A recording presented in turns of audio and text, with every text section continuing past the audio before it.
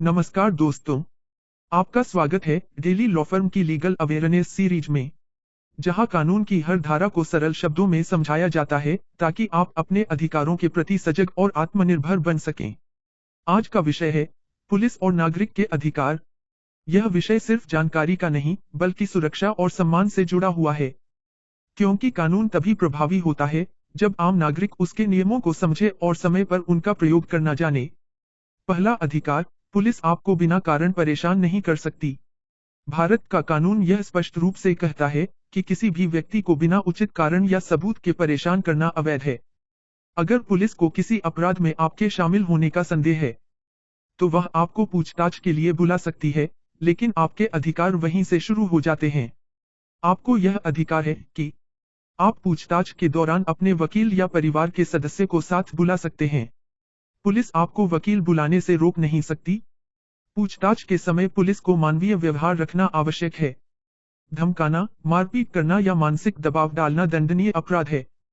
BNSS भारतीय नागरिक सुरक्षा संहिता में यह भी जोड़ा गया है कि पूछताछ या बयान दर्ज करते समय किसी भी व्यक्ति को स्वयं के खिलाफ साक्ष्य देने के लिए मजबूर नहीं किया जा सकता।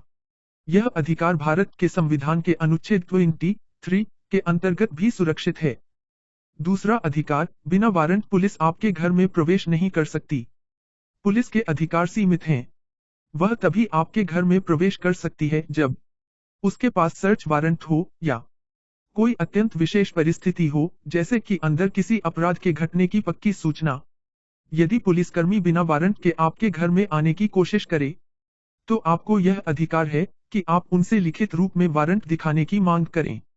यदि वे जबरदस्ती करें, तो आप उस कार्रवाई की वीडियो रिकॉर्डिंग कर सकते हैं और उच्च पुलिस अधिकारियों, एसीपी, डीसीपी या न्यायालय में शिकायत दर्ज कर सकते हैं। बीएनएसएस में यह भी जोड़ा गया है कि अगर पुलिस तत्काल खोज या गिरफ्तारी की कार्रवाई करती है, तो उसे बाद में मजिस्ट्रेट के समक्ष उसका कारण बताना होगा। यह संशोधन इसलिए किया गया है ताकि नागरिकों के घरों में बिना कारण घुसपैठ की घटनाएं रोकी जा सकें। तीसरा अधिकार, महिलाओं से संबंधित मामलों में विशेष सुरक्षा। महिलाओं से संबंधित अपराधों में पूछताछ केवल महिला पुलिस अधिकारी या महिला कांस्टेबल की मौजूदगी में ही की जा सकती है। रात के समय किसी महिला को थाने बुलाना, हिरासत में रखना या पूछताछ करना कानूनन वर्जित है। बीएनएस भारतीय न्याय संहिता और आईपीसी भारतीय दंड संहिता दोनों में यह प्रावधान है कि महिलाओं की शिकायत, जैसे घरेलू हिंसा, यौन उत्पीड़न, दहेज या छेड़छाड़, उनकी सुविधा के स्थान पर ही दर्ज की जा सकती है। पुलिस को यह सुनिश्चित करना होता है कि बयान लेने की पूरी प्रक्रिया गरिमा और सम्मान के साथ हो। चौथा अधिकार, गिरफ्तारी और हिरासत की सीमा। कानून यह स्पष्ट करता है कि पुलिस किसी भी व्यक्ति को 24 घंटे से अधिक हिरासत में नहीं रख सकती। गिरफ्तारी के 24 घंटे के भीतर व्यक्ति को मजिस्ट्रेट के सामने पेश करना अनिवार्य है। इसके बाद मजिस्ट्रेट ही तय करेगा कि व्यक्ति को जुडिशियल कस्टडी, न्यायिक हिरासत या पुलिस रिमांड में भेजा जाए या नहीं। बीएनएसएस की नई प्रणाली में इस प्रावधान को और भी पारदर्शी बनाया गया है। अब हर गिरफ्तारी का डिजिटल रिकॉर्ड रखना अनिवार्य है और पुलिस को गिरफ्तारी की सूचना परिवार या निकट संबंधी को इलेक्ट्रॉनिक माध्यम से तुरंत भेजनी होती है। पांचवा अधिकार, पुलिस पर शिकायत करने का कानूनी तरीका। अगर पुलिस आपकी शिकायत नहीं दर्ज करती, आपके साथ दुर्व्यवहार करती है या अपनी शक्तियों का दुरुपयोग करती है, तो अब आपके पास एक मजबूत कानूनी उपाय है। बीएनएसएस की धारा 1753। इस धारा के तहत अगर कोई पुलिस अधिकारी आपकी एफआईआर दर्ज नहीं करता या जांच में पक्षपात करता है, तो आप मजिस्ट्रेट के समक्ष आवेदन देकर पुलिस को जांच या एफआईआर दर्ज करने का आदेश दिला सकते हैं। मजिस्ट्रेट अब इस आवेदन पर विचारित आदेश, रीजन ऑर्डर, देगा।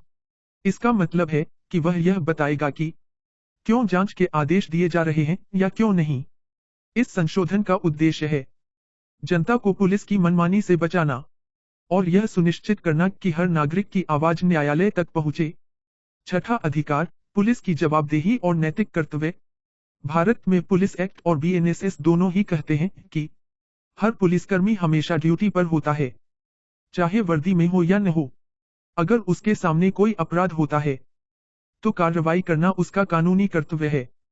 यदि कोई पुलिसकर्मी अपराध देखकर भी कार्रवाई नहीं करता, तो वह कर्तव्य में लापरवाही, डिरेलिक्शन ऑफ ड्यूटी का दोषी माना जा सकता है। इसके लिए उसके खिलाफ विभागीय और आपराधिक कार्रवाई दोनों हो सकती हैं। 7वां अधिकार, नागरिक का व्यवहार और सावधानियां। जब भी पुलिस आपसे पूछताछ करे, हमेशा शांत, संयमित और स्पष्ट रहिए। कभी झगड़ा न करें, नहीं गुस्से में प्रतिक्रिया दें। आपके जवाब सभ्य लेकिन ठोस होने चाहिए। हर बयान को पढ़कर ही साइन करें और कोशिश करें कि बातचीत की ऑडियो या वीडियो रिकॉर्डिंग रख लें, ताकि भविष्य में सबूत के रूप में उपयोग हो सके। अगर आपको लगे कि आपके साथ अनुचित व्यवहार हुआ है, तो तुरंत अपने वकील से संपर्क करें या डेली लॉ फर्म जैसी कानूनी संस्था से सहायता लें। 8वां अधिकार, सूचना का अधिकार और पारदर्शिता। आपको यह भी अधिकार है कि पुलिस आपकी शिकायत, गिरफ्तारी या जांच से संबंधित दस्तावेजों की कॉपी उपलब्ध कराए। बीएनएसएस के तहत अब यह भी कहा गया है कि हर गिरफ्तारी, जब्ती और बयान का डिजिटल रिकॉर्ड रखा जाएगा, जिसे आवश्यकता पड़ने पर अदालत या पक्षकार मांग सकते हैं। निष्कर्ष, जागरूक नागरिक, सुरक्षित राष्ट्र। दोस्तों, कानून तभी सशक्त होता है जब जनता उसे समझती है। आज जरूरत है कि हर नागरिक अपने अधिकारों और कर्तव्यों को जाने, ताकि न तो कोई पुलिस अधिकारी अपने अधिकारों का दुरुपयोग करे और न ही कोई नागरिक अपने अधिकारों से अनजान रहे। डेली लॉ फर्म का उद्देश्य यही है, हर व्यक्ति को कानूनी ज्ञान देकर उसे आत्मविश्वासी और सुरक्षित बनाना। अगर आप किसी पुलिस कार्रवाई, एफआईआर, गिरफ्तारी या महिला सुरक्षा से जुड़े मामले में सही सलाह चाहते हैं, तो संपर्क करें 9990649999। डेली लॉ फर्म, कानून पर भरोसा, न्याय आपका अधिकार। धन्यवाद।